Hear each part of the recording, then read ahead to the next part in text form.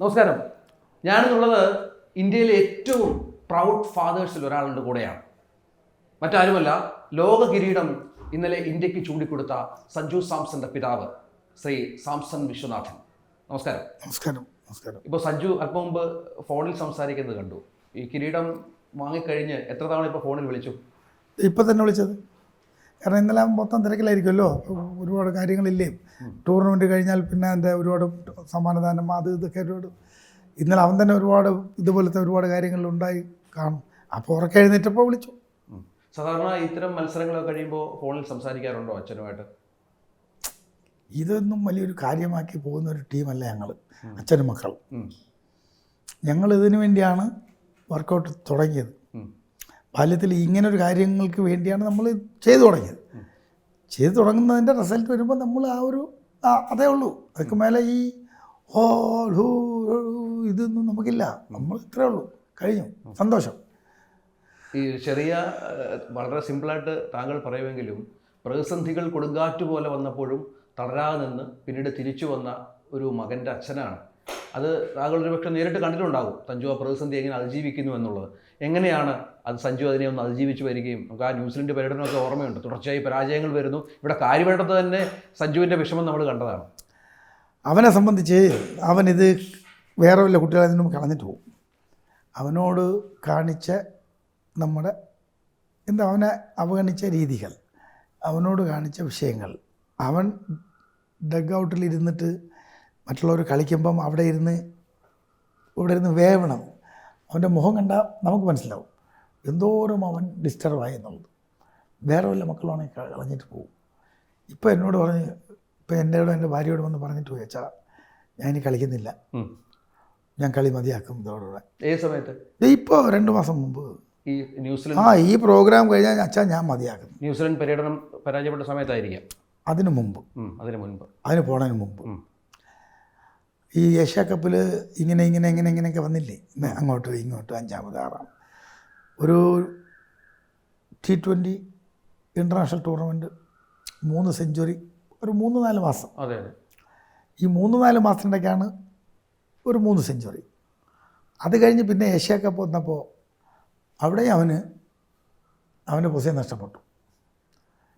പിന്നെ അങ്ങോട്ടായി ഇങ്ങോട്ടായി 5ാമതായി വെളിയിൽ. ഇത്രയും ചെയ്ത ഒരു കൊച്ച് അടുത്ത സീരീസിന് വരുമ്പോൾ അവൻ അതിനകത്ത് ഇല്ല. ഒരു 3 സെഞ്ച്വറി അടിച്ചവൻ അടുത്തൊരു T20 മാച്ച് വരുമ്പോൾ അവൻ അതിനകത്തില്ല. ഞാൻ എന്ത് ചെയ്യും? അതെ. ആരോട് കരയും? ആരോട് സങ്കടം പറയും? അത് കഴിഞ്ഞ് അവനെ കൊണ്ടുവച്ചു ഏഷ്യ കപ്പിൽ അവൻ്റെ പൊസിഷൻ മാറ്റി 5ാമത് 6ാമത് വെളിയിൽ അകത്ത്. എന്നിട്ട് അവനെ കുറ്റം പറയും. ഒരു ഇന്നിങ്സ് നിങ്ങൾ കൊടുത്തു, അവൻ കളിച്ച്.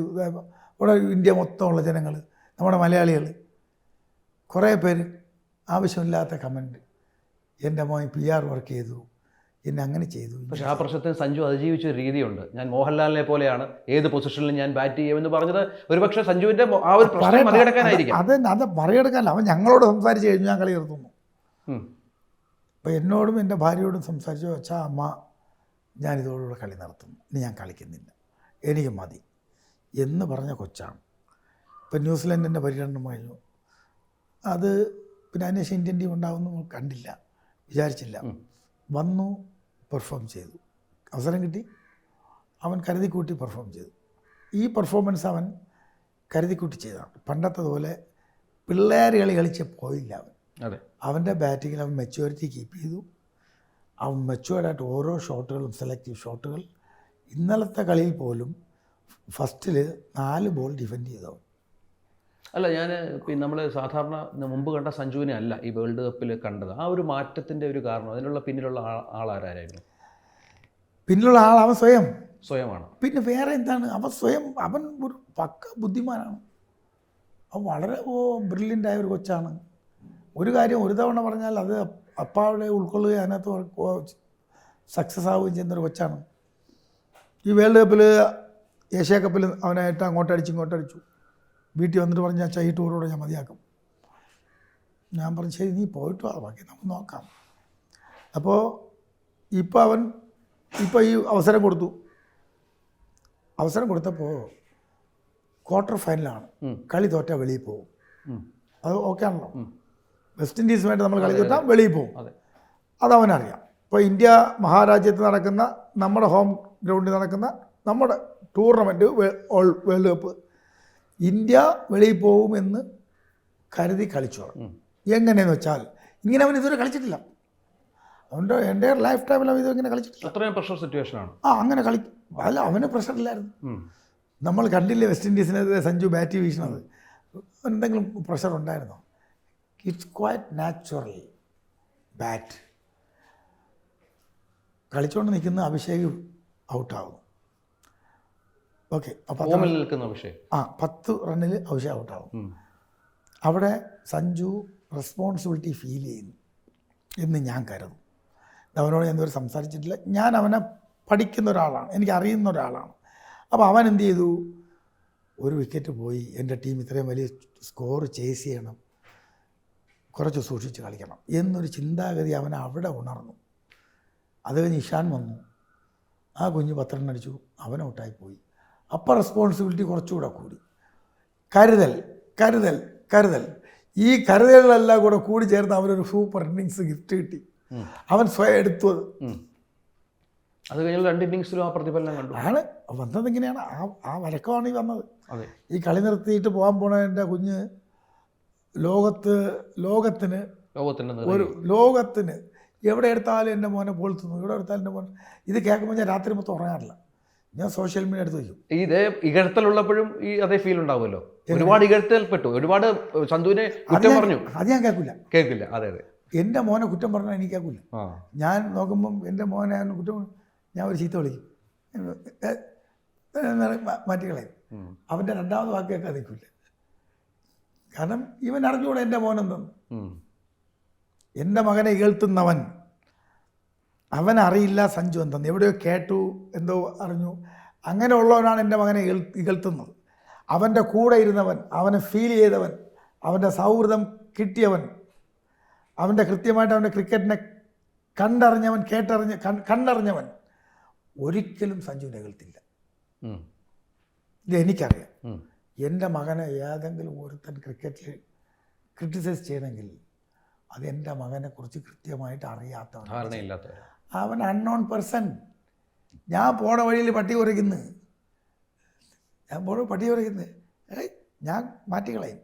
എൻ്റെ മോനെക്കുറിച്ച് ഒരു അസഭ്യം യാവനെങ്കിലും പറയുന്ന സോഷ്യൽ മീഡിയയിൽ ഞാൻ ഒരു ശബ്ദം കേട്ട ഉടനെ ആ ശബ്ദം കേട്ട ഉടനെ ഞാൻ അവനെ തിരിച്ച്, അവൻ കേൾക്കൂല, എന്നാലും ഞാൻ ഒരെണ്ണം കൊടുക്കും. ഈ 10 വർഷം, കഴിഞ്ഞ 10 വർഷം നഷ്ടപ്പെട്ടു. ഇനിയുള്ള 10 വർഷമാണ് സഞ്ജുവിൻ്റെ കരിയറിലെ വലിയൊരു കാലയളവ് എന്ന് താങ്കൾ എവിടെയോ ഞാൻ പറഞ്ഞു കേട്ടു. എന്താണ് ഈ 10 വർഷത്തിൻ്റെ ഒരു കഥ, ഒരു സംഭവം എന്താണ്? കാരണം സീനിയേഴ്സ്, നമ്മുടെ സീനിയേഴ്സ്, എൻ്റെ മോൻ്റെ സീനിയർ ധോനി ഭായി ആകാം, രോഹിത് ഭായി ആകാം, വിരാട് ഭായി ആകാം, അവർ കളിച്ച് പോയത് അവൻ കണ്ടു. അവർ നിയർ അബൌട്ട് 40+ ഇന്ത്യൻ ടീമിൽ നിന്നും ഇപ്പോഴായി അവർ കളിച്ചുകൊണ്ടിരിക്കും. അവർക്ക് 40+ ആയി. എൻ്റെ മോന് 30+ ഉള്ളൂ. അപ്പോൾ ഇതാണ് ഈ 10 വർഷത്തിൻ്റെ കഥ ഞാൻ പറഞ്ഞത്. സീനിയേഴ്സ് കളിക്കുന്നു, എൻ്റെ മകൻ അവരെ കണ്ടുകൊണ്ടിരിക്കുന്നു, അവരെ ഫോളോ ചെയ്യുന്നു. അപ്പം രോഹിത് ഭായ് 40 വർഷം, 41 വയസ്സിൽ കളിച്ചു, 42 വയസ്സിൽ കളിച്ചു, ധോനി ഭായ് ഇത്രയിൽ കളിച്ചു, വിരാട് ഭായ് ഇത്രയും കളിച്ചു. എന്തുകൊണ്ട് എനിക്ക് കളിച്ചുകൂടാ? എൻ്റെ ചേട്ടന്മാർ കളിച്ച കളി അവരുടെ പ്രായം വരെ എനിക്കും കളിക്കാം എന്നൊരു ഫീലിംഗ് എൻ്റെ മകന് വരും. കാരണം അവൻ്റെ സീനിയേഴ്സ് എത്രത്തോളം. ഇപ്പം ഞാൻ 60 വയസ്സുകാരൻ, 50 വയസ്സുകാരുടെ ഫുട്ബോളിൽ ഞാനിന്നും എൻ്റെ ടീമിനെയും കൊണ്ട് നടക്കുന്നു. കേരളം എന്നെ ഇതുവരെ തോപ്പിച്ചിട്ടില്ല. സാംസൺ 60 വയസ്സായി, എന്നെ എൻ്റെ ടീമിനെ കേരളം ഫുട്ബോൾ, മലപ്പുറമായിരുന്നാലും ശരി, കോഴിക്കോടായിരുന്നാലും ശരി, തൃശ്ശൂരായിരുന്നാലും ശരി, ഇപ്പോൾ ഒരു മാസ്റ്റേഴ്സ് ഫുട്ബോൾ നടക്കുന്നുണ്ട്. ഇത് പണ്ടില്ലായിരുന്നു. ഇപ്പോൾ 50+ കേരളത്തിൻ്റെ 5 വർഷത്തെ ചാമ്പ്യൻ ട്രിവാൻഡ്രം ജില്ല, അതിനെ ലീഡ് ചെയ്യുന്നത് ഞാൻ, ടീമിനെ കൊണ്ടു നടക്കുന്നത് ഞാൻ. ഞങ്ങൾ ഇപ്പം എൻ്റെ ക്യാബിൽ വന്ന് നോക്കണം, എത്ര ജേഴ്സികൾ 14-ാം തീയതിക്ക് കളിക്ക് വേണ്ടി. അപ്പോൾ ഈ 50+ ഞാൻ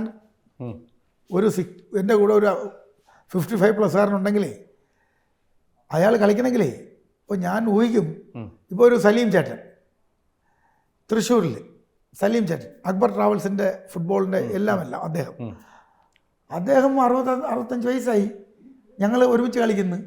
എനിക്ക് 60 വയസ്സായി. 65-67 വയസ്സ് ചേട്ടൻ കളിക്കുന്നു, നന്നായി കളിക്കുന്നു. അപ്പം ഞാൻ നോക്കും, ആ സലീം ചേട്ടൻ നന്നായി കളിക്കുന്നു, അപ്പോൾ എന്തുകൊണ്ട് എനിക്ക് കളിച്ചുകൂടാ? അപ്പോൾ ഞാൻ സലീം ചേട്ടനെ ഫോളോ ചെയ്യുന്നു. എൻ്റെ മകൻ വിരാട് ജിയെയും ധോനിജിയെയും രോഹിത് ഭായിയെയും ഫോളോ ചെയ്യും. അവൻ 40 വയസ്സ് വരെ കളിക്കും. തീർച്ചയായും ഈ സഞ്ജു സാംസണ് രാജസ്ഥാൻ റോയൽസിൻ്റെ നെടുന്തൂണായിരിക്കുന്ന സമയത്താണ് CSKയിലേക്ക് ഒരു മാറ്റം സംഭവിച്ചത്. ശരിക്കും അത് സഞ്ജു വിചാരിച്ച് നടത്തിയ ഒരു മാറ്റമാണോ? സഞ്ജു അതിനെക്കുറിച്ച് സംസാരിച്ചിട്ടുണ്ടോ? രാജസ്ഥാൻ റോയൽസ് എൻ്റെ മകൻ എല്ലാം കൊടുത്തു. കിരീടം വച്ചു കൊടുത്തില്ല എന്നേ ഉള്ളൂ. പക്ഷെ അവൻ്റെ തലയിൽ കിരീടം ഉണ്ടായിരുന്നു. ഞാൻ കാണുന്ന രാജസ്ഥാൻ റോയൽസിൻ്റെ സഞ്ജുവിന് ഞാൻ ഏതെങ്കിലും ഒരു മാച്ച് കാണാൻ പോകും. ഒരു 1-2 മാച്ച് IPL എല്ലാ മാച്ചും ഞാൻ പോകില്ല. ആ കാണാൻ പോകുമ്പോൾ അവന് കിട്ടുന്ന ആ പരിഗണന ഞാൻ ദൂരെ ഒന്ന് വീക്ഷിക്കും. എന്ന് എൻ്റെ മക്കളുടെ നന്മകൾ ഞാൻ ദൂരെ ഒന്ന് വീക്ഷിക്കുന്നവർ ദൂരെ ഒന്ന് വീക്ഷിക്കേണ്ട മകൻ അവരെന്താ ചെയ്യണം, എന്താ കൊടുക്കണം. അവർ കൊടുത്ത അംഗീകാരങ്ങൾ രാജാവ് പോലെ അവനെ അവിടെ വച്ചിരുന്നു. ശരി, ഇത്രയും വർഷമായി രാജസ്ഥാൻ കളിക്കുന്നു. സഞ്ജുവിൻ്റെ കൂടെ കളിച്ച് വളർന്ന കുഞ്ഞുങ്ങൾ നമ്മുടെ എന്താ പറയുക, ഇല്ലല്ല നമ്മുടെ ജയ്സ്വാൾ ഒന്ന്, മറ്റത് റിയാൻ പരാഗ്. ഇവൻ 4-5 വർഷമായി ക്യാപ്റ്റൻസി ചെയ്തു. അവർക്ക് ക്യാപ്റ്റൻസി കിട്ടണമെന്നൊരു മോഹം ഉദിച്ചു എന്ന് നമ്മൾ ഫീൽ ചെയ്തു. 1-2 പ്രാവശ്യം ചെയ്യുകയും ചെയ്തു. അപ്പോൾ സഞ്ജു അവിടെ അവർക്കൊരു വിലങ്ങ് തടിയെന്ന് സഞ്ജുവിൻ്റെ അച്ഛനും ഫീൽ ചെയ്തു. സംസാരിച്ചു, അച്ഛാ നമുക്ക് വൈൻഡപ്പ് ചെയ്യണം. ഇവൻ ഒരു കാര്യം പറഞ്ഞാൽ എന്തുകൊണ്ട് നീ വൈൻഡപ്പ് ചെയ്യണമെന്ന് ഞാൻ ചോദിക്കില്ല. കാരണം അവൻ പറയുന്നതിനകത്ത് കാര്യമുള്ളതുകൊണ്ട് ഞാനത് ചോദിക്കട്ടെ, എന്തുകൊണ്ട് നോ. ഇപ്പോൾ എൻ്റെ മകൻ 2013 IPL കളിച്ച് വീട്ടിൽ വന്നു. വീട്ടിൽ നിറയെ പരസ്യക്കാരാണ്. ആ പരസ്യം ഈ പരസ്യക്കാർ കുറേ പരസ്യക്കാർ വന്നുണ്ട്. ഞാൻ സഞ്ജുവിൻ്റെ മക്കളടെ ഇതുകൊണ്ട് പരസ്യക്കാരൻ പറഞ്ഞു. എന്നെ അപ്പുറത്ത് വിളിച്ചോ, അച്ഛാ ഞാൻ പരസ്യം ചെയ്യില്ല. ഇങ്ങനെ പറഞ്ഞു, അച്ഛാ ഞാൻ പരസ്യം ചെയ്യില്ല. ഒരു പരസ്യക്കാർ എത്രയോ പേര് പരസ്യത്തിൽ നിൽക്കുന്നത്, എന്തൊക്കെയോ അതിലൂടെ വരും. എന്നെ വിളിച്ച് എൻ്റെ മോൻ ഒറ്റ വാക്ക് പറഞ്ഞു, അച്ഛാ ഞാൻ പരസ്യം ചെയ്യില്ല. ശരി, അങ്ങനെയാണോ? ശരി മതി. രണ്ടാമത് ഞാൻ അവനോട് ചോദിച്ചില്ല. എനിക്ക് മനസ്സിലായി എന്താണ് ഒരു ആകാത്ത ഒരു സാധനത്തെ എടുത്തു വച്ചിട്ട് ഇതിങ്ങനെ ചെയ്യും, ഇത് കഴിഞ്ഞാൽ നിങ്ങൾ ചന്ദ്രനിൽ പോകും, ഇത് തിന്നാൻ നിങ്ങൾ അവിടെ പോകും എന്നൊക്കെ ജനങ്ങളെ എന്താ പറയുന്നത്, ഒരു അവരെ തെറ്റിദ്ധരിപ്പിക്കുന്നു. ഞാൻ എൻ്റെ മക്കൾക്ക് ബോട്ടിലിൽ പെപ്സിയോ ബോട്ടിൽ ഡ്രിങ്കോ വാങ്ങിച്ചു കൊടുക്കില്ല. ആ ഒരു ഡ്രിങ്ക് എടുത്ത് വെച്ചിട്ട് എൻ്റെ മകൻ ലോകത്തെ പറയാണ്, ഈ ഡ്രിങ്ക് കുടിച്ചാൽ നിങ്ങൾ അങ്ങനെയാവും. ഇതെൻ്റെ മകൻ ഉൾക്കൊണ്ടു. അവൻ ഒറ്റ വാക്കിൽ പറഞ്ഞു, അച്ഛാ ഞാൻ പരസ്യം ചെയ്യും. ഞാൻ മക്കൾ അങ്ങനെയാടാ, ഞാൻ അവരെയൊക്കെ പറഞ്ഞിട്ട് ഇതേപോലെ ഒരു വാക്ക്. അപ്പോൾ അവൻ എന്നോട് പറഞ്ഞു, അച്ഛാ രാജസ്ഥാൻ റോയൽസ് നമ്മൾ ഇത്രയൊക്കെ ഉണ്ടല്ലോ, നമ്മൾ അങ്ങ് നന്നായിരുന്നു, ഒരു കുഴപ്പമില്ല, നമുക്കിനി CSK എന്നോ അങ്ങനെ ഒരു സംസാരമില്ല. അന്നങ്ങനെ ഇല്ല. അന്ന് മുംബൈ, നമ്മുടെ കൊൽക്കത്ത, ചെന്നൈ, ഇങ്ങനെ 2-3 ടീമുകൾ സഞ്ജുവിന് എടുക്കാൻ ആഗ്രഹിക്കുന്നു എന്ന് ഒരു ഫീലിങ്സ് നമുക്ക് ഉണ്ടായി. ചെറിയ അറിവുകൾ കിട്ടി. ചെന്നൈ എന്നൊരു പേര് അവിടെ ഇല്ലായിരുന്നു അന്ന്. ചെന്നൈ മാത്രമായിട്ടില്ല, ഇല്ല, അങ്ങനെ പേരില്ല. അന്ന് സഞ്ജു ഞാനും സംസാരിക്കുന്നതിനകത്ത് അങ്ങനെ ഇല്ല. എൻ്റെ പിള്ള പറഞ്ഞ്, അച്ഛാ ഇങ്ങനെയാണ്.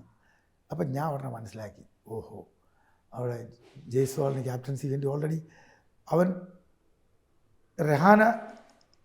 ഇത്ര സീനിയർ റെഹാന ഉള്ള ടീമിനകത്ത് അവിടെ ക്യാപ്റ്റൻസി വേണമെന്ന് ആ കൊച്ച് അവിടെ ക്ഷണിക്കുന്നത് നമ്മൾ കേട്ടോണ്ടിരിക്കുന്നു. ആ കൊച്ച് അവിടെ ഉണ്ട്, റിയാനുണ്ട്. നാളെ എൻ്റെ മകനെ മാറുക എന്ന് പറഞ്ഞ് ചിലപ്പോൾ ഒരു വാക്ക് വരുന്നതിന് മുമ്പ് നമ്മൾ ഒഴിഞ്ഞു കൊടുക്കാം എന്ന് എൻ്റെ പിള്ളേക്ക് തോന്നി കാണും. മനഃപൂർവ്വമായ തീരുമാനമായിരുന്നു സഞ്ജുവിൻ്റെ. കറക്റ്റ് ഇതാണ്. അച്ഛാ നമുക്ക് എനിക്ക് അവരുമായിട്ടൊരു മീറ്റിംഗ് സെറ്റ് ചെയ്ത് തന്നു. ഞാൻ അവരുമായിട്ട് സംസാരിച്ചു, ജുബിൻ സാറുമായിട്ട് എല്ലാവരും സംസാരിച്ചു. അപ്പോൾ അവർക്ക് അവനെ വിടാൻ താല്പര്യമില്ല. പക്ഷെ അവനവിടെ എന്താണ് അച്ഛാ ഇങ്ങനെയൊക്കെയാണ്, ജയ്സ്വാൾ ഉണ്ട്, അവരുണ്ട്, അവരൊക്കെ കളിച്ച് വരണ്ടേ, അവർക്ക് ഇങ്ങനൊരു സാധനം ആസാമിന് വേണ്ടി ക്യാപ്റ്റൻസി ചെയ്യുന്ന കൊച്ചാണ് ആര്, നമ്മുടെ റിയാൻ. പിന്നെ ജയ്സ്വാൾ മഹാരാഷ്ട്ര ക്രിക്കറ്റിൻ്റെ പിന്നെ ക്യാപ്റ്റൻസി കിട്ടണമെന്ന് തർക്കിച്ചുകൊണ്ട് നടക്കുന്ന ഒരു കൊച്ചാണ്, നമ്മൾ കണ്ടതാണ്. അപ്പോൾ അവർ രണ്ടുപേരും ശരി, ആരെങ്കിലും ഒരാൾ ക്യാപ്റ്റൻ ആയിക്കോട്ടെ, നമുക്ക് മാറിക്കൊടുക്കാം. അങ്ങനെ അവൻ മാറി, അങ്ങനെ മാറിയാണ്. ഈ CSKയിൽ വലിയ വരവേൽപ്പാണ് സഞ്ജുവിന് ലഭിച്ചത്. ധോണിയുടെ പകരക്കാരനായിട്ടൊക്കെയാണ് സഞ്ജുവിനെ വാഴ്ത്തപ്പെടുന്നത്. അപ്പം സഞ്ജുവിന് എന്താണ് അതിന് ശേഷം ഒരു ഫീൽ? അത്ര വലിയൊരു അംഗീകാരമാണല്ലോ CSKയുമായിട്ട് ബന്ധപ്പെട്ട് കളിക്കാൻ. അംഗീകാരമാണ്, അംഗീകാരം ആയതുകൊണ്ടാണ് അവനെ അങ്ങോട്ട് കൊണ്ടുപോയത്. എങ്ങനെ കൊണ്ടുപോയി? 2 വമ്പൻ സംഭവങ്ങളാ അവിടെ കൊടുത്തിട്ടാണ് കൊണ്ടുപോയത്. മനസ്സിലായി. ജഡേജ എന്നൊരു ഓൾറൗണ്ടർ CSK എന്ന് മുതലുണ്ടോ അന്ന് മുതൽ ഫസ്റ്റ് സീസൺ രാജസ്ഥാൻ, അത് കഴിഞ്ഞ് CSK. അതെ അതെ. ആ വലിയ സംഭവത്തെയും ആ വലിയൊരു ടാലൻറ്റിനെയും അതുക്കും മേലെ ഒരു സാം കരൺ എന്നൊരു ഒരു വമ്പൻ allrounder, Sam Curran it's a great allrounder. ഈ 2 പേരെ കൊടുത്തിട്ട് ഈ സഞ്ജുവിനെ എടുത്തു. അത് നമുക്ക് അവിടെ ഇങ്ങനെ എടുക്കുമ്പോഴേ നമുക്കൊരു ചെറിയൊരു ഡിസ്റ്റർബൻസ് വരും. ഞാൻ പെർഫോം ചെയ്യണം. അതെ, എന്നെ ഇത്രയും വിശ്വസിച്ചു, എന്നെ ഇവിടെ കൊണ്ടുവന്നു. ഞാൻ അവർക്ക് വേണ്ടി എന്നിൽ എന്തോ അവർ കണ്ടിട്ടാണ് എന്നെ കൊണ്ടുവന്നത്. ഞാൻ അവർക്ക് എന്നെ ആഗ്രഹിച്ച് കൊണ്ടുവന്നതിന് എന്തെങ്കിലും ഞാൻ അവർക്ക് ചെയ്യണം. ചെയ്തില്ലെങ്കിൽ അവിടെ കൊച്ചായില്ലേ, എൻ്റെ മോൻ ഇല്ലാതായില്ലേ. പക്ഷെ ധോണിജിയുടെ അണ്ടറിൽ കളിക്കുന്നതാണ് എനിക്കിഷ്ടം. എന്നും അങ്ങനെ കളിക്കാവും. സീനിയർ, ആ സീനിയർ തണല് അദ്ദേഹം പറയുന്നത് കേട്ട്, സഞ്ജു അങ്ങനെ അത് ചെയ്തു കൊടുക്കണം, സഞ്ജു ഇത് ചെയ്തു കൊടുക്കണം. ധോണിജിയുടെ കീഴിൽ അദ്ദേഹത്തിൻ്റെ ഒരു അനുസരണയുള്ള നല്ല കുഞ്ഞായി അവൻ മാറി വരണമെന്നാണ് എൻ്റെ ആഗ്രഹം. അദ്ദേഹം എത്രയോ കപ്പടിച്ചു കൊടുത്തു. അപ്പോൾ അടുത്ത കപ്പിൽ അദ്ദേഹത്തിന് മോഹം കാണും. കപ്പിൽ മോഹമില്ലാതല്ല ധോണിജി ഓരോ കാര്യങ്ങൾ ചെയ്യുന്നത്. അപ്പോൾ എൻ്റെ പിള്ളയെ അവിടെ കൊണ്ടുപോയി. അദ്ദേഹം ആവശ്യപ്പെടുന്നത് ഫ്ലെമിംഗ് സാറും ധോണിജിയും അവിടെ കല്ലുപോലെ ഉണ്ട്. അവരാവശ്യപ്പെടുന്ന എന്തെങ്കിലും അവനാൾക്ക് അവൻ ചെയ്തു കൊടുക്കട്ടെ.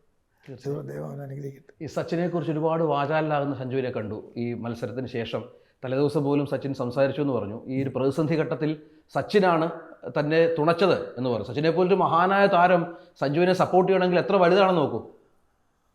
എനിക്കതിനെക്കുറിച്ച് അറിയില്ലായിരിക്കും. കാരണം അദ്ദേഹത്തിനെ ഫോളോ ചെയ്ത് ക്രിക്കറ്റിൽ വന്ന ആളാണ് ഇയാൾ. ബാല്യത്തിൽ അവൻ കളി തുടങ്ങുമ്പോൾ ഞാൻ അദ്ദേഹത്തെയാണ് കാണിച്ചു കൊടുക്കുന്നത്. എൻ്റെ മകൻ സലീം സഞ്ജുവും ക്രിക്കറ്റ് കളി തുടങ്ങുമ്പോൾ രണ്ടുപേരും കളി തുടങ്ങിയതിന് ശേഷം ഇങ്ങനെ ഒരു ബെഡ്, ഈ ബെഡിൻ്റെ പിറകെ മക്കളെ ഇരുത്തും, എന്ന് താഴെ ഞാനിരിക്കും. റിമോട്ട് കയ്യിലിരിക്കുക എൻ്റെ TV ഇങ്ങനെ. ഞാൻ സച്ചിൻ സാറിൻ്റെ അല്ലെങ്കിൽ ദ്രാവിഡ് സാറിൻ്റെ മാച്ചുകൾ വരുമ്പോൾ അവരുടെ മാച്ച് റെക്കോർഡിങ്ങുകളൊക്കെ പരതിയെടുക്കും. ഇത് ദ്രാവിഡ് സാറ് ബാറ്റ് ചെയ്യണം, മക്കളെ നിങ്ങൾ നോക്കിയിരിക്കും, സച്ചിൻ സാർ ബാറ്റ് നോക്കിയിരിക്കും. അപ്പോൾ ഒരു 4-5 വയസ്സ് പ്രായം മുതലേ നിന്നും അദ്ദേഹത്തിനെ ഫോളോ ചെയ്ത് വന്ന സഞ്ജു ഇപ്പോൾ ഈ ഒരു മോശമായ ഒരു സാഹചര്യത്തിലൂടെ കടന്നു പോകുമ്പോൾ അദ്ദേഹത്തിൻ്റെ ഉപദേശം കിട്ടിയെങ്കിൽ അതും ഇന്നത്തെ പെർഫോമൻസിനകത്ത് വലിയൊരു ഭാഗമാകാൻ അവൻ ആ ഒരു മെൻ്റലി അവനൊരു സ്ട്രെങ്ത് അദ്ദേഹത്തിൻ്റെ വാക്കുകളിൽ നിന്ന് കിട്ടിയെങ്കിൽ ഇതിനപ്പുറം എൻ്റെ മകനിൻ്റെ എന്ത് ലോകത്ത് സമ്പാദിക്കാനുണ്ട്. എൻ്റെ സച്ചിൻ സാറിൻ്റെ ഇങ്ങനെ ഒരു സപ്പോർട്ട്, ഇങ്ങനെ വീഴ്ചയിൽ സഞ്ജുവിൻ്റെ വീഴ്ചയിലാണ് അദ്ദേഹം പോയി താങ്ങിയിരിക്കുന്നത്. തീർച്ചയായിട്ടും മോശം സമയത്താണ് ആ വീഴ്ച. അതാണ് ഞാൻ പറയും, വീഴ്ചയിൽ താങ്ങിയിരിക്കുകയാണ് സാർ. ആ സാറിനെ കണ്ടാണ് അവൻ ബാറ്റ് പിടിച്ചു തുടങ്ങി. അവൻ 4 വയസ്സിൽ ബാറ്റ് ചെയ്യുമ്പോൾ സച്ചിൻ സാറിനെ നോടെ സച്ചിൻ സാറിൻ്റെ ബാറ്റോ അങ്ങനെ അല്ലേ. സച്ചിൻ്റെ പല ഷോട്ടുകളും സച്ചിനെ ഓർമ്മിപ്പിക്കുന്ന ഷോട്ടുകളാണ്. അങ്ങനെയാണല്ലോ, അദ്ദേഹത്തെ കണ്ടല്ലേ പഠിച്ചത്. അതെ, അദ്ദേഹത്തിൻ്റെ കളി കണ്ടല്ലേ പഠിച്ചത്. അതെ, ഈ വലിയൊരു വിശ്വാസിയും ഭക്തനുമാണല്ലേ. നമ്മളിങ്ങനെ സഞ്ജു ഇങ്ങനെ ഓരോ ബോളിന് ശേഷവും അതിന് മുമ്പും ഇങ്ങനെ കാണിക്കുന്നത് ഇത് അവന് എല്ലാ ബാറ്റർക്കും ചില വിഷയങ്ങളുണ്ട്. വിശ്വാസിയാണ്, വിശ്വാസം വേണം. വിശ്വാസമാണ് എന്ന് പറഞ്ഞ് കാലാകാലം മൊത്തവും പള്ളിയിൽ പോയിരിക്കുക. നമുക്ക് എല്ലാ ദൈവങ്ങളെയും ബഹുമാനമാണ്. ഞാനൊരു കടന്നു പോകുന്നിടത്ത് ഒരു അമ്പലമുണ്ടോ ഒരു മസ്ജിദുണ്ടോ അത് നോക്കിയിട്ടേ ഞാൻ അവിടെയും നമിച്ചു പോകും. കാരണം നമ്മുടെ പൂർവികരാണ്. എൻ്റെ യേശുക്രിസ്തു ആയിരുന്നാലും ശരി, നമ്മുടെ ഹിന്ദു സഹോദരങ്ങൾ വണങ്ങുന്ന ദൈവങ്ങളായിരുന്നാലും ശരി, മുസ്ലിം സഹോദരങ്ങൾ വണങ്ങുന്ന ദൈവങ്ങളായിരുന്നാലും ശരി, അവരാരാണ് ഈ ഭൂമിയിൽ ജനിച്ച് വളർന്ന് ഭൂമിയിൽ നന്മകൾ ചെയ്ത് ഈ ഇതിൽ നിന്ന് മറഞ്ഞ ജന്മങ്ങളാണ്. അപ്പോൾ ആ ജന്മങ്ങൾ നമ്മൾ സീനിയേഴ്സാണ്. ഞാൻ ചെന്ന് പോകുന്ന വഴിക്ക് ഒരു അമ്പലത്തിൽ കയറി ഭഗവാനെ കാക്കണേ എന്നൊരു വാക്ക് അവിടെ പറഞ്ഞാൽ എൻ്റെ യേശുക്രിസ്തു എന്നോട് പറയില്ല, ഡേയ് നീ എന്തിനാ അവിടെ പോയി എന്ന് പറയില്ല. മനസ്സിലായില്ലേ? എൻ്റെ മക്കൾക്കും എനിക്കും ജാതിയോ മതമോ അങ്ങനെ ഒന്നുമില്ല. ഞങ്ങൾ അമ്പലം കണ്ടാലും ഞാനിങ്ങനെ ഉണങ്ങിയിട്ട് പോകും, മസ്ജിദ് കണ്ടാലും ഞാൻ അതിനൊരു ഇത് വയ്ക്കും. നമ്മളെല്ലാം മനുഷ്യന്മാരാണ്. എന്നെ നിങ്ങളെയൊക്കെ ഇങ്ങനെയൊക്കെ ആക്കിയത് ആരാ? നമ്മുടെ പൂർവ്വർ. അല്ല, സഞ്ജു ഒരു പച്ച മനുഷ്യനാണ്. കാരണം വൈകാരികമായി പ്രതികരിച്ച് കണ്ടിട്ടില്ല സഞ്ജുവിനെ. പല താരങ്ങളുടെയും വൈകാരിക പ്രതികരണം നമ്മൾ കണ്ടിട്ടുണ്ട് ചാനലുകളിൽ കൂടെയൊക്കെ. പക്ഷെ അങ്ങനെ ഒരു വൈകാരികത ഇല്ല. സഞ്ജു തോറ്റാലും പരാജയപ്പെട്ടാലും വിജയിച്ചാലും ഒരേ ഫീലാണ് സഞ്ജുവിന്. അതൊരു അപൂർവ കൂടിയാണ്. ഈ ആക്ഷൻ ചോദിച്ചല്ലോ, അത് അവൻ്റെ ഒരു ക്രിക്കറ്റിംഗ് സ്റ്റൈലിൽ ഓരോരുത്തർക്കും ഒരു ആക്ഷനുണ്ട്. ചിലരിങ്ങനെ ഗ്ലൗവ് മാറ്റി മാറ്റി, ധോനിജി എപ്പോഴും ഗ്ലൗവ് മാറ്റി മാറ്റിയിടും, കണ്ടിട്ടില്ലേ? മാറ്റി നിൽക്കുമ്പോൾ പുള്ളി എപ്പോഴും ഈ ഇങ്ങനെ മാറ്റി. അതേപോലെ അവൻ ഇങ്ങനെ ഭയങ്കര, അത് ഇതിൻ്റെ വിശ്വാസമല്ല. ഇന്ന് സഞ്ജു നമുക്ക് ആ ഫസ്റ്റ് ഇന്നിങ്സ് വെസ്റ്റ് ഇൻഡീസിൻ്റെ കളി കഴിഞ്ഞപ്പോൾ അവനൊരു ദൈവവിശ്വാസം നമ്മളെ ഷോ ചെയ്തു. അവൻ്റെ വിശ്വാസം ഇന്ന് വരെ നിങ്ങൾ അവനെ കണ്ട, സഞ്ജുവിനെ കണ്ട നിങ്ങൾ ഇന്നെങ്കിലും എവിടെയെങ്കിലും അവൻ നിങ്ങളെ ഇങ്ങനൊരു ഫീലിങ്സ് ഉണ്ടാക്കിയിട്ടുണ്ടോ? നോക്കി, ഇതിനു മുമ്പ് വെസ്റ്റ് ഇൻഡീസിൻ്റെ കളിയുടെ അവിടെ അവൻ ഒരു ഫീലിങ്സ് ഷോ ചെയ്തു. അതിനു മുമ്പ് അവനെ എവിടെയെങ്കിലും നിങ്ങൾ ഏതെങ്കിലും ഇന്നിങ്സിൽ കണ്ടിട്ടുണ്ടോ? ഇല്ല. എന്തുകൊണ്ട് അവൻ്റെ ഉള്ളിൽ നിന്ന് അത് വന്നു? അവനെ ലോകം മൊത്തം പരിഹസിക്കുന്നു. അവൻ ഇന്ത്യയുടെ T20 ഇന്ത്യയുടെ ഓപ്പൺ സ്ക്വാഡിൽ 3 സെഞ്ചുറി അടിക്കുന്നു. അവൻ അങ്ങോട്ടടിക്കുന്നു, അവൻ ഇങ്ങോട്ടടിക്കുന്നു, അവനായിട്ട് തട്ടുന്നു, കളിക്കുന്നു, മുട്ടുന്നു. കഴിഞ്ഞ പ്രാവശ്യം അവൻ എൻ്റെ അടുത്ത് വന്ന് ക്രിക്കറ്റ് നിർത്തുന്നു എന്ന് പറഞ്ഞിട്ട് പോയി. എൻ്റെ പിള്ള എന്ന് പറഞ്ഞിട്ട് പോകണം, അവൻ ക്രിക്കറ്റ് ജീവിക്കാൻ. അവൻ്റെ എന്തൊക്കെ വരുന്നുണ്ടോ എനിക്കറിയാം, പക്ഷെ അവൻ ഒന്നിലും ജീവിക്കുന്നില്ല. അതെവിടെയോ അവൻ നേരെ വെളുത്താൽ ഫിറ്റ്നസ്, ക്രിക്കറ്റ്, ബാറ്റ് പ്രാക്ടീസ്, അത് ജീവിക്കുന്ന അവൻ. നിങ്ങൾ അവനായിട്ട് കളിപ്പാട്ടം പോലെ തട്ടി കളിക്കുന്ന എൻ്റെ പിള്ളേറ്റ് തട്ടിക്കളിച്ച് അവനെ ഇല്ലാതാക്കി. അവൻ ഈ ഡഗ് ഔട്ടിൽ ഇരിക്കുമ്പോൾ അവൻ ഇരിക്കുന്ന കണ്ടിട്ടുണ്ടോ? നിങ്ങളുടെ മോൻ കണ്ടിട്ടുണ്ടോ? എനിക്കിതൊക്കെ ചെയ്യാൻ പറ്റി, എന്നെ കൊണ്ട് ഇവിടെ ഇരുത്തിയിരിക്കുന്ന പിടിച്ച് കെട്ടിയിട്ടിരിക്കുന്ന പിള്ളേ. അവൻ കളത്തിറങ്ങിയ പുലിയാണ്, സിംഹമാണ് അവൻ. ആ സിംഹത്തെ പിടിച്ച് നിങ്ങൾ കൂട്ടിക്കെട്ടിയിട്ടിരിക്കും, അവൻ്റെ മുഖത്ത് കാണും. അപ്പോൾ എല്ലാം നിങ്ങളവനെ ഇത്രയും ഡിസ്റ്റർബ് ചെയ്ത് ഇത്രയൊക്കെ കാട്ടിക്കൂട്ടിയിട്ട് അവൻ ഒരു ലോകോത്തര ഇന്നിങ്സ്, ഒരു നോക്കൗട്ടിൽ അവൻ ആ ഇന്നിങ്സ് ഇന്ത്യ അവിടെ പുറത്ത്, അങ്ങനെ ഒരു ഇന്നിങ്സ് അവൻ ഭയങ്കരമായി കളിച്ചപ്പോൾ അവൻ്റെ ആത്മാവ് അവൻ പെട്ടെന്ന് ഇമോഷണലായി. മുറിക്കകത്ത് ദൈവത്തെ വണങ്ങുന്ന അവൻ, നിങ്ങൾ അവനെ ഇത്രയും ഡിസ്റ്റർബ് ചെയ്ത് അവനെ നശിപ്പിച്ച് അവൻ എൻ്റെ പിള്ളേ കളി നിർത്തുന്നു എന്ന് പറഞ്ഞിട്ട് പോയി. എന്നോട് എൻ്റെ ഭാര്യയോട് പറഞ്ഞു, അച്ഛാ അമ്മ ഞാൻ ഇനി കളിക്കുന്നില്ല, എന്നോട് മതിയാക്കും, ഞാൻ നിർത്തുന്നു എന്ന് പറഞ്ഞിട്ട് പോയ അവൻ ഇങ്ങനെ ഒരു ഇന്നിങ്സ് രാജ്യത്തിന് വേണ്ടി സെമിയിൽ കൊണ്ട് നിർത്തിയപ്പോൾ അവൻ അവിടെ മുട്ടിൽ വീണ് അവൻ്റെ ദൈവത്തെ വിളിച്ചു. തീർച്ചയായിട്ടും അത് അവൻ്റെ ഇമോഷണൽ. ഞാൻ മനസ്സിലാക്കുന്നത് ഡൽഹിയിൽ ഒരു നീണ്ട കരിയർ വർഷം, ബാല്യമൊക്കെ ഡൽഹിയിലായിരുന്നു. അവിടുന്ന് ഈ കേരളം പോലെ ക്രിക്കറ്റിന് അത്ര വളക്കൂറില്ലാത്തൊരു മണ്ണിലേക്ക് സഞ്ജുവിനെ പോലെ അല്ലെങ്കിൽ സാലിയെ പോലെ ഒരാളെ കൊണ്ട് രണ്ടുപേരെ കൂടി തിരിച്ചു വരാനുള്ള ധൈര്യം എങ്ങനെ കിട്ടി? ഇവിടെ അതിനുള്ള അന്ന് ഇപ്പോൾ കുറച്ചുകൂടെ ക്രിക്കറ്റിനെ സ്നേഹിക്കുന്ന ആളുകളുണ്ട്. സഞ്ജു വന്നതിന് ശേഷം, ശ്രീശാന്ത് സഞ്ജു വന്നതിന് ശേഷം ആദ്യകാലത്ത് അങ്ങനെ ഉണ്ടായിരുന്നില്ല. അതൊരു വല്ല ധൈര്യമായിരുന്നു, സമ്മതിക്കണം. കാര്യം എന്ന് അറിയാം, കേരള ക്രിക്കറ്റിനെ എനിക്കറിയാമായിരുന്നു. എന്തറിയാമായിരുന്നു? കേരളത്തിൽ ഇങ്ങനെ ക്രിക്കറ്റ് ഇല്ല. ഡൽഹിയിലാണെങ്കിലും ക്രിക്കറ്റ് ഫാക്ടറി. അപ്പോൾ അവിടെ കളിച്ച് വളർന്നാൽ പോരാ, കളി കാണിച്ചാൽ പോരാ, വേറെ കഥ വേണം. ആ കഥയിൽ ഞാൻ എൻ്റെ മക്കളുടെ കോൺസ്റ്റബിൾ സാംസൻ്റെ മകനാണ് നീ, കോൺസ്റ്റബിൾ സാംസൻ്റെ മക്കളാണ് നിങ്ങൾ രണ്ടുപേരും. എവിടെയെങ്കിലും പെർഫോമൻസ് തെറ്റിയിട്ട് വന്നാലേ ഞാൻ ഓമാരെ വിളിച്ച് നിർത്തിയിട്ട് പറയും, കാര്യം തന്നെ എൻ്റെ ബാറ്റിലായിരുന്നു, നിങ്ങൾ ഔട്ടായിരുന്നു.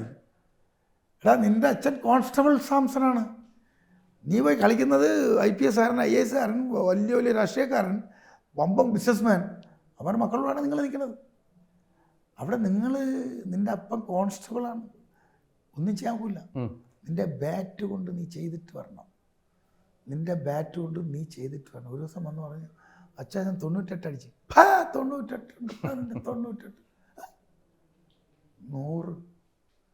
100 അടിച്ച് വരണം, എന്നാലും നിന്നെ അംഗീകരിക്കും. 100 അടിച്ചിട്ട് വന്നേ പറയാം, അച്ഛാ 100 അടിച്ചു. കാരണം നിങ്ങൾക്ക് വേറെ ബാക്കില്ല.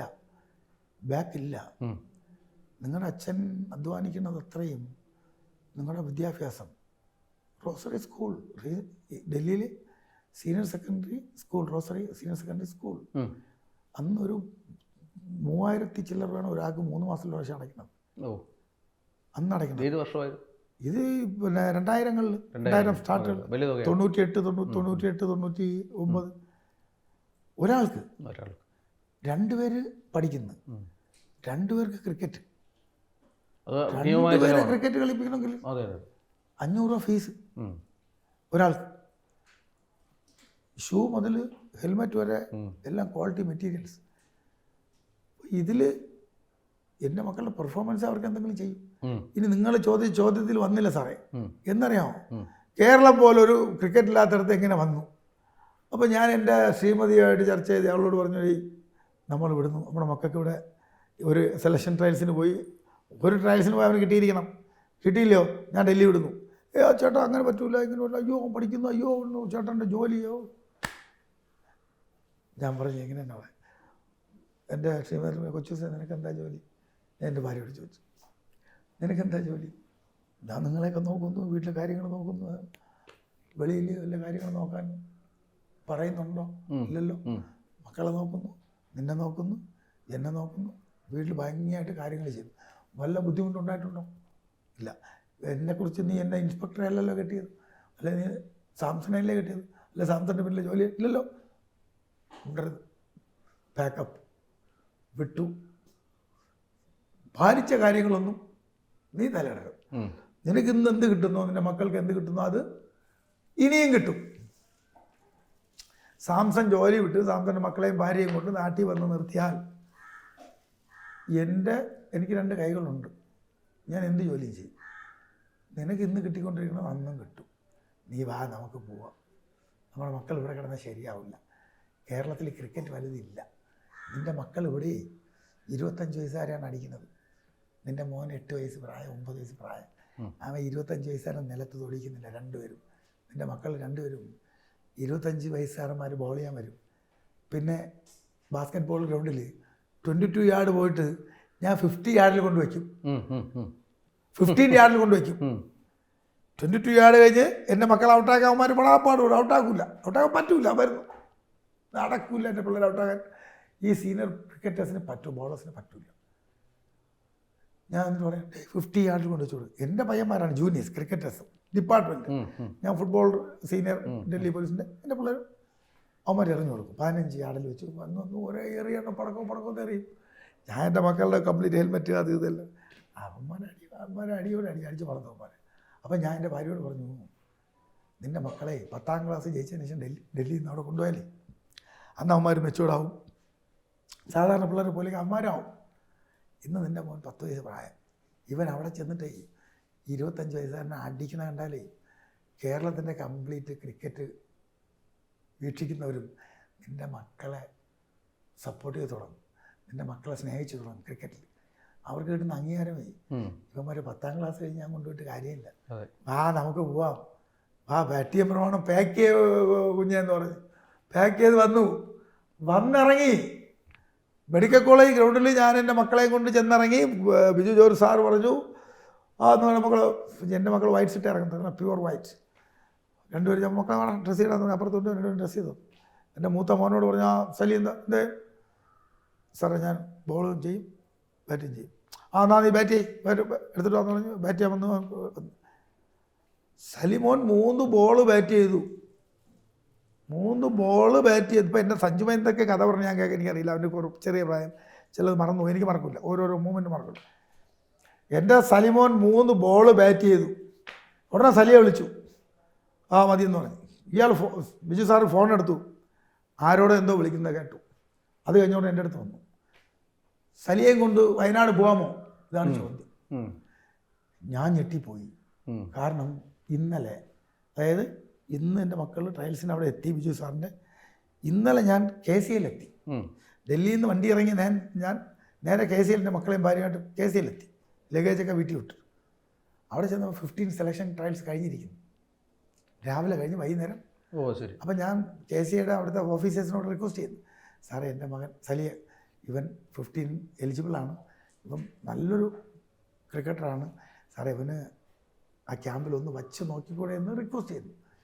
ക്യാമ്പിലൊന്ന് വച്ച് നോക്കുക, ഉപയോഗം ഉണ്ടെങ്കിൽ ഇല്ല ഇല്ല ഇല്ല ഇവിടെ ടീമായി പറ്റില്ല നോ ഒന്നും വേണ്ടിയില്ല. ഞാൻ പിറ്റേ ദിവസം വൈകുന്നേരം ബിജു ജോർജ് സാറിൻ്റെ അക്കാഡമിയിൽ എൻ്റെ മക്കളെ കൊണ്ട് നിൽക്കുമ്പോൾ എൻ്റെ മകൻ 3 ബോൾ ഫേസ് ചെയ്ത ഉടനെ ബിജു സാർ പറഞ്ഞ് മതിയാക്കുന്ന ഉടനെ ഫോൺ വിളിക്കുന്നു, എൻ്റെ അടുത്തൊന്ന് ചോദിക്കുന്നു 15 ട്രയൽസ് വയനാട്ടിൽ നാളെ മോനെ കൊണ്ടുപോകും. ഞാൻ ചന്ദ്രനിൽ കൊണ്ടുപോകും. പിന്നെ അപ്പം പാക്ക് ചെയ്ത് 2 വീട്ടിൽ കൊണ്ടുപോയി. മൂത്താളെ തൂക്കി വൈകുന്നേരം വണ്ടി കയറി രാവിലെ വയനാട് ഇറങ്ങി. അവിടെ എൻ്റെ പിള്ള ചെന്നപ്പോൾ രാജകീയം തന്നെയാണ്. മച്ചാൻ സാറ് ഓരോ കളി കഴിയുമ്പോൾ എന്നെ വിളിക്കും, സലി 178 അടിച്ചു കേട്ടോ, അവനെ ഇന്ത്യ കളിപ്പിക്കും, അവൻ ഈ കളിക്കാരനാണ്, അവൻ പൊമ്പോണ്, അവൻ സലി എറിഞ്ഞിടും അടിച്ചിടും എല്ലാം ചെയ്യും, ഗ്രൗണ്ടിൽ പറക്കും ഫീൽഡിങ്ങിന് വേണ്ടി. ആര്? എൻ്റെ മൂത്തയാൾ. അപ്പോൾ ഇങ്ങനെ ഒരു മൂവ്മെൻറ്റ് വന്ന് ഞാൻ എൻ്റെ വീട്ടുകാരെ പറയും, കണ്ടല്ലോ എൻ്റെ മോൻ വന്നിറങ്ങി, ഇന്നലെ നമ്മൾ അവിടെ പോയി റിക്വസ്റ്റ് ചെയ്ത് അവർ സമ്മതിച്ചില്ല. അവൻ്റെ 3 പന്ത് കണ്ട് അവൻ അവിടുത്തെ കോച്ച് വീണ്. എൻ്റെ സലിമോൻ്റെ 3 ബോൾ ഫേസ് ചെയ്തതിൽ ബിജു കോച്ച് വീണു, കൊണ്ടുപോയി നാളെ ട്രയൽസ്. അവിടെ അണ്ടർ 15 സലി കളിച്ചു തുടങ്ങി. പിന്നെ വയനാടിന് വേണ്ടി തന്നെ, ഇന്ന് അവൻ വയനാടിന് തന്നെ. അതാണ് ഞാൻ എൻ്റെ ഷിഫ്റ്റിൽ എനിക്ക് കിട്ടിയ ഡൽഹി ടു കേരളത്തിൻ്റെ ഷിഫ്റ്റ് കിട്ടിയ. എനിക്കറിയാം എൻ്റെ മക്കൾ കേരളത്തിൽ വന്നിറങ്ങിയാൽ അവരെ പരിപൂർണമായിട്ടും 100% അവർ 2 കൈകൾ നീട്ടി കേരളത്തിൻ്റെ ക്രിക്കറ്റിൻ്റെ ബമ്പന്മാർ സ്വീകരിക്കുമെന്ന് എനിക്കറിയാമായിരുന്നു. കാരണം എൻ്റെ മക്കൾ അവിടെ അങ്ങനെ ചെയ്തുകൊണ്ടിരുന്നു. ആ ഒരു കോൺഫിഡൻസ് ആണ് ഇന്ന് ഇന്ത്യക്ക് ഒരു വേൾഡ് കപ്പ് ഇന്നലെ സമ്മാനിച്ചത്. സഞ്ജു സാംസൺ എന്നൊരു വലിയൊരു മനുഷ്യനെ ഇന്ത്യക്ക് സമ്മാനിച്ച താങ്കൾക്ക് എപ്പോഴും അഭിമാനിക്കാം. താങ്കളുടെ ആ ഒരു തീരുമാനമാണ് മികച്ച തീരുമാനം. അതിപ്പോൾ ലോകത്തിൻ്റെ നെറുകയിൽ സഞ്ജു നിൽക്കുന്നു, കേരളത്തിന് അഭിമാനമായി നിൽക്കുന്നു. ഏതായാലും നന്ദി ഇത്രയും സമയം ചിലവഴിച്ചതിന്, ഒരുപാട് കാര്യങ്ങൾ തുറന്നു പറഞ്ഞതിന്. Thank you. കൂടുതൽ വാർത്തകൾക്ക് News 18 Keralam YouTube channel subscribe ചെയ്യുക.